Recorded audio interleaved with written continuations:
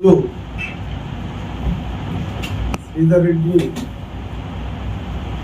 మన నుంచి భౌతికంగా దూరం చేసి 8 రోజులుగా వస్తుంది.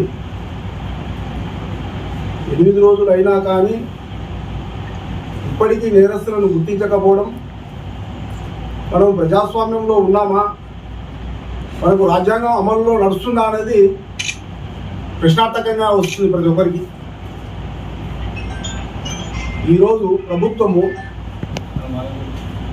ఒక చిన్న గ్రామంలో అత్యంత దారుణంగా మారణాయుధాలతో గొడ్డళ్లతో శ్రీధర్ రెడ్డిని పండుకున్న వ్యక్తిని ఒక ఆయుధాలతో వచ్చి హత్య చేస్తే మరి ప్రజాస్వామ్యం ఎక్కడ ఉంది అని అడుగుతున్నాం.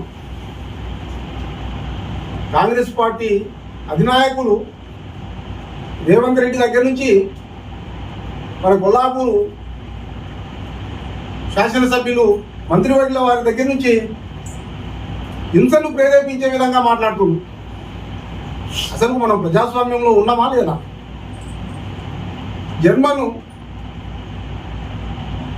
అధ్యక్షుడు ఒకప్పుడు అడాల్ఫ్ హిట్లరు ఒక నియంత పాలన కొనసాగించు, ఎవరు ఎదురు మాట్లాడినా వాళ్ళని అర్థం చేసేటటువంటి కార్యక్రమం ఇదేసి లాస్ట్కు ప్రజల చేతిలో ప్రజలు వెంబడి పెడితే లాస్ట్కు ఆత్మహత్య చేసుకునే పరిస్థితులు ఏర్పడినాయి. మరి ఈరోజు ప్రజలు కూడా చైతన్యమైనటువంటి పరిస్థితుల్లో ఉన్నారు. గ్రామాన్న ప్రతి ఒక్కతోన జనాలు ఆలోచిస్తున్నారు, ఏంది ఈరోజు మనకు రక్షణ లేదా, ఇంత పోలీసు వ్యవస్థ, ఇంత అధునాతనమైనటువంటి టెక్నాలజీ ఉంది కదా, కనీసము 180 గంటలు దాటిపోతుంది. ఇప్పటికి దాదాపు 8 రోజులు వస్తుంది. నిందితులను ఎందుకు గుర్తించలేకపోతుంది? పరిశోధనలు ఏమైతున్నాయి? విచారణ పేరుతో విచారిస్తున్నారా లేదా? విచారిస్తే అసలు దోషులు ఎందుకు దొరకలేరు? విచారణకు లేకుంటే అధికార నాయకులు అడ్డుపడుతున్నారా? దీన్ని సాధ్యమైనంత వరకు శాంతి భద్రతల భాగంలో చూడాల్సినటువంటి కోణం. ఎస్పీ గారి దగ్గరికి పోయినాం. ఎస్పీ గారు మొదటి నుంచి చాలా స్ట్రిక్ట్గానే వివరిస్తున్నారు. మేడం కూడా చాలా అలసిపోయి ఉన్నారు, మేము నిద్ర కూడా పోవడం లేదు, మేము ఎంక్వైరీ చేస్తున్నాం, మాకు అందరూ సహకరించాలని చెప్పి కూడా అడిగింది. అలాగే డీజీపీ గారి దగ్గర కూడా పోయి మొన్న ఆర్ఎస్ ప్రవీణ్ కుమార్ మరియు మాజీ శాసనసభ్యులు హర్షవర్ధన్ రెడ్డి గారి ఆధ్వర్యంలో అక్కడ పోయి వాస్తవాలు ఏదో వెలికి తీయమని చెప్తున్నాం. నిందితులను పట్టుకోకుంటే అభద్రతా భావానికి లోనై చాలామంది భయాందోళనకు గురయ్యే పరిస్థితిలో ఉన్నారు. ఇక్కడ బీఆర్ఎస్ నాయకులను టార్గెట్ చేసి చంపుతామంటే బెదిరిపోయి ఇంట్లో కూర్చుంటారు అనేటువంటి ఆలోచన వాళ్ళకు ఉందేమో, కానీ ఇక్కడ బెదిరేటటువంటి పరిస్థితుల్లో లేరు. ఎవరైనా సరే ఒకసారి చూస్తారు, రెండోసారి చూస్తారు, మూడోసారి తిరుగుబాటు చేస్తారు.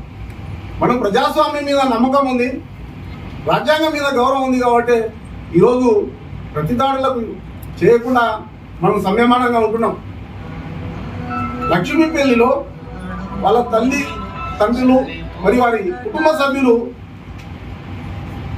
చనిపోయిన తక్షణమే ఈ హత్యను ఫలానా వాళ్ళు చేశారని చెప్పి వాళ్ళు రాతపూర్వకంగా కంప్లైంట్ ఇచ్చారు.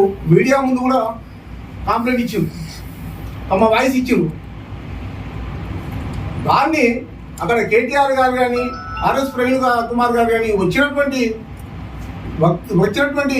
వ్యక్తులు వాళ్ళు చెప్పేటటువంటి దాన్ని మీరు ఆలోచన చేయమని చెప్పారు. అధికార యంత్రాంగాన్ని కానీ అధికార ప్రతినిధులను కానీ మీరు వాళ్ళ తల్లిదండ్రులే చెప్తున్నారు ఇలా దారుణంగా వీళ్ళు ఫలానా వ్యక్తులు చంపిందని చెప్పి, మరి దానిపైన ఆ కోణంలో ఎందుకు విచారణ చేస్తలేరని అడుగుతున్నాం. మరి విచారణ చేస్తే ఇప్పటి వరకు కూడా కనీసము ఒక కొలికి రాకపోవడం అంటే ఎంత బాధాకరమైనటువంటి విషయమో ఒకసారి ఆలోచించాల్సినటువంటి విషయం. మానవుడు ఈరోజు బయట స్వతంత్రంగా స్వేచ్ఛగా బతికేటటువంటి రోజులను కనుమరుగు చేసే పరిస్థితులు కనబడుతున్నాయి. ఎవరు ఏ పార్టీ అయినా సరే, ఎవరు ఏ వర్గమైనా సరే, ప్రతి ఒక్కరికి ప్రాణమే. శ్రీధర్ రెడ్డి మాకు గొప్ప నాయకుడు. ఎవరైనా ఏ విధమైనటువంటి భేదాభిప్రాయాలు ఉన్నా కానీ ఆ భేదాభిప్రాయాల మధ్యలో శ్రీధర్ రెడ్డి ఎంటర్ అయ్యి ఇది కాదు ఇది కాదు ఇది కాదు ఇట్లా అని చెప్పి సమన్వయంగా చేసేటటువంటి వ్యక్తే కానీ ఆయన మీద అపవాదులు మోపడం, అతని మీద లేనిపోని ఆరోపణలు చేయడం ఇది తగదు.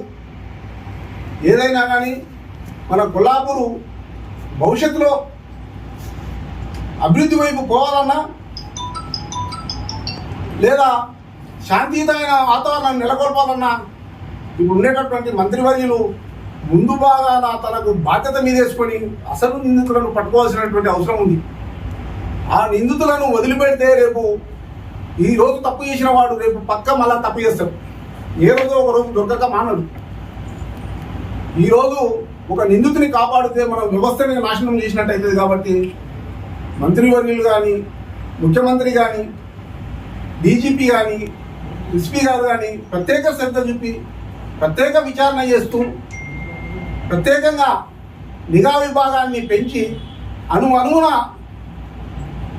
శోధించి వాటిని ఆ హత్య చేసినటువంటి నిందితులను చట్టానికి అప్పచెప్పాలని చెప్పి మేము కోరుచున్నాం.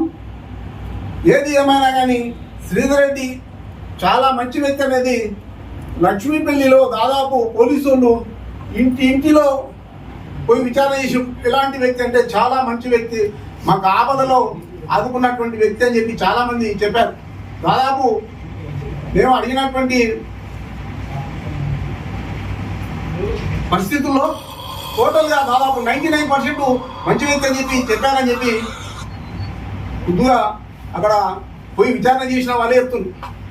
మరి అలాంటి వ్యక్తిని ఊరికో విచారణ చేయండి, ఆయన అటువంటి వాడు ఇటువంటి వాడు అని చెప్పి ఆయన మీద బట్ట కాల్చి మీదేస్తుందంటే ఈ యొక్క విచారణను తప్పుదో పట్టిస్తున్నానని మేము అర్థం చేసుకోవాల్సి వస్తుంది.